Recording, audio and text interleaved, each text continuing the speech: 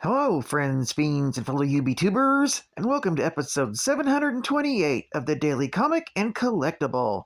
Today, the collectible of the day is the Hasbro Toys, Marvel Comics, Marvel Legends series, Abomination Build-A-Figure Wave, the Leader action figure.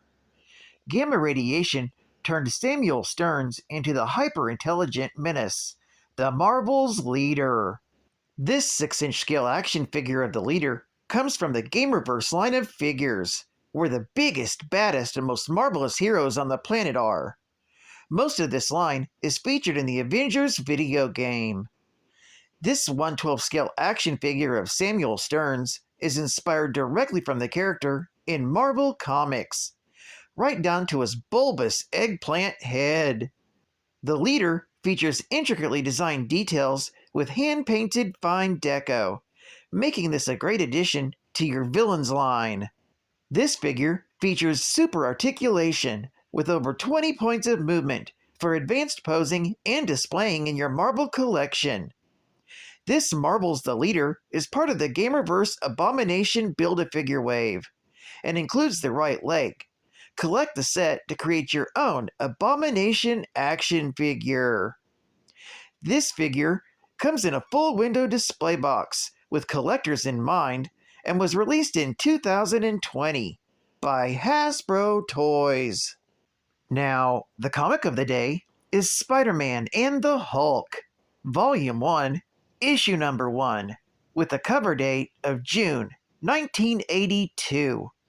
This was a promotional one-shot for Sanger Harris stores, with story by Frank Springer, art and cover by John Romita and Joe Sinnott. This issue is titled Southwest Showdown. The story opens with Peter Parker on assignment in Dallas, Texas. During his trip, he decides to take some time out to visit one of his old high school friends, Fran, who's now a member of the Dallas Cowboys cheerleading squad. The two catch up and go shopping at the local Sanger Harris department store before Fran has to leave with her squad on a national tour by bus. Later that night, while traveling on the bus, they get lost in a terrible storm on their way to Fort Sage for a performance. Soon, they see some buildings in the distance and believe they've finally arrived. After disembarking the bus, they are invited inside by a very nervous soldier, who's actually working for the Leader. While the squad rests up, Fran and Heather decide to take a stroll around the compound. However, their simple stroll is seriously interrupted when they accidentally stumble upon a meeting, where they learn the Leader plans to take over a missile system and take the country hostage. Fran immediately tries to call her friend Peter for help, but the phone call gets cut off by one of the soldiers. The next morning, Peter sees the Dallas Times-Herald's headline stating that the cheerleaders are missing. Peter immediately rents a car and drives to the army base to search for the missing squad, but finds no answers there. With no other leads to follow, Peter dons his Spider-Man outfit to scour the desert. While searching, he comes across the Hulk, battling a platoon of the Leader's men. The Hulk simply wants some peace and quiet, and picks up a tank and tosses it aside. This causes the platoon leader to send a jeep for reinforcements. So Spider-Man follows the jeep back to the Leader's secret base, and after a quick look around, finds Fran. Fran takes Spidey back to the Dallas Cowboys cheerleader squad, who thinks they're getting ready to perform for actual soldiers. Spider-Man explains the situation and comes up with an idea after finding a storage room full of equipment. Spider-Man has some of the cheerleaders dress in army uniforms to fool their way into other parts of the base, when suddenly the Hulk arrives at the hidden base, determined to run everyone out of the desert. Spider-Man immediately attacks the Leader's men alongside the Hulk. However, the Leader engages the two in battle from within a tripod weapon, while also sending a legion of battle androids into the fray. Hulk makes quick work of the androids, while Spider-Man webs up the tripod's legs, leading to the leader's defeat. As a last-ditch effort, the leader launches a missile at Washington, D.C., vowing nothing can stop him now. However, the Hulk leaps up towards the stratosphere and straddles the rocket before it explodes in midair, sending Hulk plummeting to the ground below, leading Hulk to decide that the crummy humans can have the desert, and leaves. Meanwhile, the real Fort Sage has shown up and salutes the Dallas Cowboy cheerleaders for their help in this situation. The next day, Peter was on the sidelines of the Fort Sage show as the cheerleaders shook their stuff. And after the show, Peter and Fran returned to the sensational Sanger Harris store, where they giddily converse about the back-to-school selection. Geek Fact: this issue was a promotional one-shot complimentary issue given away by Sanger Harris department stores. There's also 2 variants that were sent out in the Sunday issues of the Dallas Times-Herald and the Tulsa World newspapers. Bonus Geek Fact: the Dallas Cowboy cheerleaders, also nicknamed America's Sweethearts, are the National Football League cheerleading squad representing the Dallas Cowboys team. They have a unique fashion sense, wearing a blue crop top and a pair of very short, white hot pants. Their creation came about in the 1960s, during a game between the Cowboys and the Atlanta Falcons, playing at the Cotton Bowl during the 1967 season. The short-skirted, well-endowed stripper named Bubbles Cash caused a tremendous stir in the crowd that turned to cheers when she walked down the stand staircase on the 50-yard line, carrying cotton candy in each hand.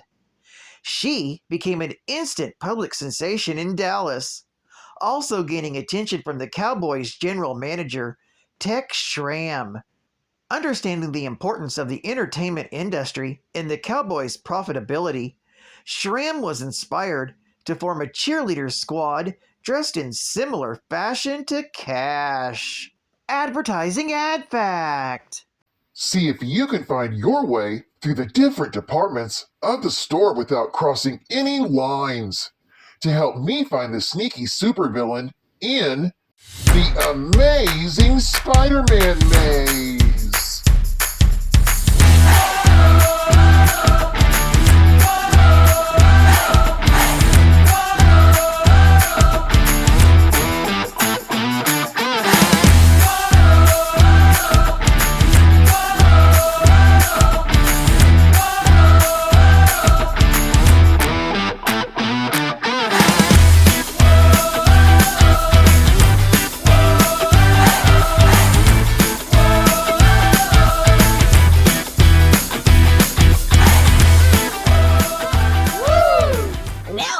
From the mighty Marvel bullpen. So admit it, wasn't this refreshing change for a Wednesday morning? We think it was, and if you enjoyed reading this Titanic tale half as much as we enjoyed creating it for you, then we've got a feeling you're gonna want to see more like it. But the only way we'll know for sure is if you write and tell us. So why not take the pen in hand and dash off a letter to Marvel Comics Newspaper Network in New York?